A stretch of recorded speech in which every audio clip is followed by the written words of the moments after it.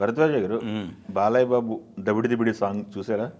బాగుంది. విన్నారా? చూసారా? ఎలా ఉంది? బాలకృష్ణ అభిమానులకి ఒక్కసారి పాత జ్ఞాపకాలన్నీ రేపాడు ఆయన. ఏది కాసర్ల శ్యామ్ పాట రాసేటప్పుడు అవును, ఆయన బాలకృష్ణని పూర్తిగా ఆవాహన చేసుకుని ఒక దండకం లెవెల్లో వెళ్ళిపోయాడు. దండకం లాగానే రాశాడు పాట. అంటే డైలాగులు పాపులర్ డైలాగులు.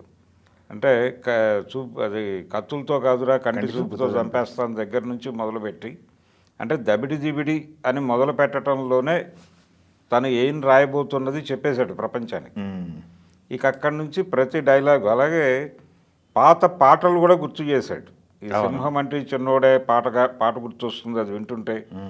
ఇలా రకరకాలుగా బాలకృష్ణకి సంబంధించిన అనేక జ్ఞాపకాలను రేపే ప్రయత్నం చేశాడు ఈ పాటలో.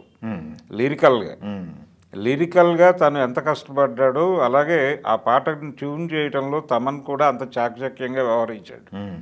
అంటే బాలకృష్ణకి అనువుగా ఉండేలాగా, బాలకృష్ణ బాడీ లాంగ్వేజ్కి సెట్ అయ్యేలాగా, అలాగే ఆయన అభిమానులకి కనెక్ట్ అయ్యేలాగా ట్యూన్ చేశాడు.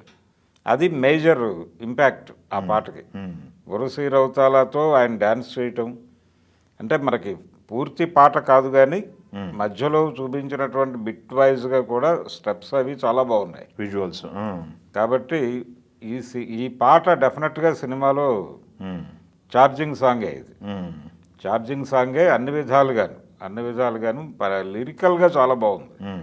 లిరికల్గా బాలకృష్ణ పాత సినిమాలు, ఆయన సక్సెస్ఫుల్ డైలాగులు, పాటలు అన్నిటినీ గుర్తు చేశాడు. ప్రత్యేకంగా శ్రద్ధ పెట్టాడు పాట మీద. పండగ సినిమాకి పండగ సాంగే ఫ్యాన్స్ కోసం చేసిందే, ఫ్యాన్స్ కోసం పట్టుకున్నది. చాలా బాగా కష్టపడ్డారు అందరూ కష్టపడ్డారు. వాగ్దేవి కూడా చాలా బాగా పాడింది. దీంతో పాటు బోనస్గా ఈ పాటకి సంబంధించినటువంటి విజువల్స్లో చాలా ప్రత్యేకంగా కొన్ని చూసాం మనం. దానిలో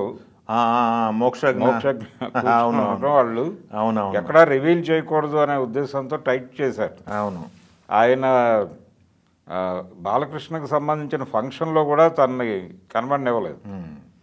తను ఎలా ఉన్నాడు అనేది రివీల్ చేయకూడదు, కేవలం తెర మీద చూపించాలి అనే ఉద్దేశంతో వాళ్ళు రిలీజ్ చేసిన పోస్టర్లు తప్ప కానీ ఇందులో ఆయన కూర్చుని చూస్తున్నాడు పక్కన అనేది వచ్చేసింది. అవును, కనిపించింది. శేఖర్ మాస్టర్ ఆయన ముందే స్టెప్స్ వేసి చూపిస్తున్నాడు.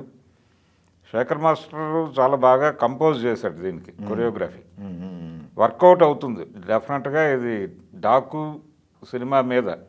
మహారాజ్ సినిమా మీద ఏ ఎక్స్పెక్టేషన్స్ అయితే ఉన్నాయో ఎక్స్పెక్టేషన్స్ని డెఫినెట్గా రీచ్ చేసే పాట. ఓకే, థర్డ్ సింగిల్ మూడో పాట. ఓకే, మూడో పాట. ఇది ఐటమ్ సాంగ్ అంటున్నారు కానీ డెఫినెట్గా ఇది సినిమాలో అన్ని విధాలుగాను కనెక్ట్ అయ్యే పద్ధతిలో ఉంది పాట. కేవలం ఏదో ఐటమ్ సాంగ్గా లూజ్గా లేదు. అవును, స్పెషల్ సాంగ్ ప్రత్యేకంగానే తీసుకున్నారు, స్పెషల్గానే రాయించుకున్నాడు ఆయన. అంటే బాలకృష్ణ అభిమానుల్ని ఏ లెవెల్లో రెచ్చగొట్టాలో ఆ లెవెల్లో రెచ్చగొట్టే పద్ధతిలోనే ఉంది పాట. ఓకే, కనెక్ట్ అయిపోతుంది. ఓకే, టోటల్గా ఇప్పుడు వరకు వచ్చిన కంటెంట్, డాకు మహారాజ్ సంబంధించిన కంటెంట్ ఎలా ఉంది? ఒక టీజర్ కానీ ట్రైలర్ కానీ 3 పాటలు, ఈ బజ్ లేదు బజ్కి కనెక్ట్ అయ్యేలాగానే ఉన్నాయి 3 పాటలు. అంటే ఒక మాట వినిపిస్తోంది దీనిలో. డాకు మహారాజుకు సంబంధించి ఆయన ఆ గెటప్లో రివీల్ అయిన దగ్గర నుంచి సినిమా నెక్స్ట్ లెవెల్లో ఉంటుందని మాట్లాడుతున్నారు అందరూ. అలాగే తను డాకుగా మారటానికి దారితీసినటువంటి పరిస్థితులు, ఆ నేపథ్యం అవన్నీ కూడా బీభత్సంగా ఉంటాయని ప్రొడ్యూసరు, డైరెక్టరు ఇద్దరూ చెప్పారు. సో డెఫినెట్గా ఇది డాకు మహారాజ్ సెలబ్రేషనే, పండగ సంక్రాంతి సెలబ్రేషనే. కాబట్టి అభిమానులు అందరూ ప్రిపేర్ అయిపోవటం.